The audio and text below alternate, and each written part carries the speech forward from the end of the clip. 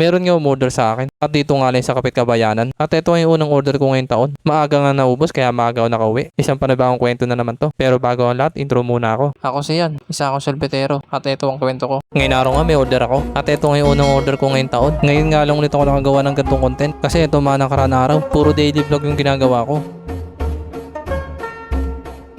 Nandito na ako kung saan yung nag-order sa akin. Kaya ito, ginilit ko na tong cart ko. Isang cart nga tong in-order nila. Buenas naman yung taon na to. At dito nga lang sa Kapit Kabayanan. Tinawag na nga ako. At ipasok ko na nga daw tong cart ko. Kaya ito, tinulak ko na papasok dito sa loob. At pagpasok ko nga dito, ang daming nga kabataan dito. At ito yata yung mga bibigyan ng sorbetes. Kaya ginilit ko na tong cart ko sa gilid. Okay na, natabi ko na dito sa gilid. At ang daming nga kabataan dito. Panigurado to, maaga makakauwi. Meron na nga humingi ng sorbetes. Kaya ito, yung takip ng cooler ko, inalis ko na. At yung sunod ko naman tinanggal. Yung mga takip ng tubo. Okay na, nalis ko na nga. Kaya binalik ko na yung takip ng cooler. Binuksan ko na nga tong cart ko. At kinuha ko na isang balot na cup. Cup muna daw kasi yung unahin. Kaya ito, nagsimula na magtaka ng sorbetes. Ito nga yung unang order ko ngayong taon. At sana nga sa taon na to, mas marami pang order sa akin.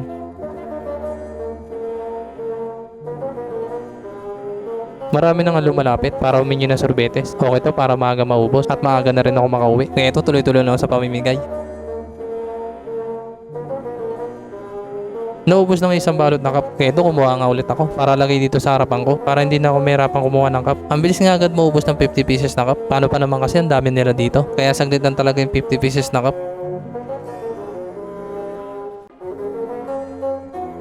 Wala na nga humingi. At ito ang sorbetes nangalati na. At ito ang apa hindi nga nagalaw. Kaya sinarado ko muna tong cart ko. Kasi wala pa lumalapit para humingi ng sorbetes. Marami pa nga hindi nabibigyan. Pero pa kasi silang ginagawa. Hello, shoutout po kaya may mangyan.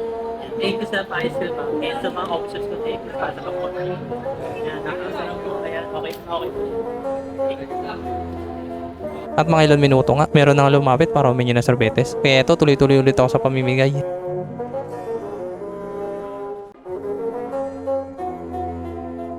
Konti na nga lang ito natitira sorbetes. Ang bilis nga maubos. Meron kasi mga bago dumadating. Sinarado ko muna itong sorbetes ko kasi wala pa lumalapit. Yo, shoutout nga pala ito. NPC Student Council. Sila. Kaya nag-order sa atin ng one truck. Pinaupo muna nga nila ako dito kasi wala pa daw humingi ng sorbetes. Kaya magbenga muna daw ako dito. Mga konti minuto nga, meron na nga ulit lumapit para humingi ng sorbetes. Kaya ito, nagsimula na ulit ako magtakal ng sorbetes. Mas gusto ko yung ganito. Yung sunod-sunod ako nagtatakal ng sorbetes para maaga maubos.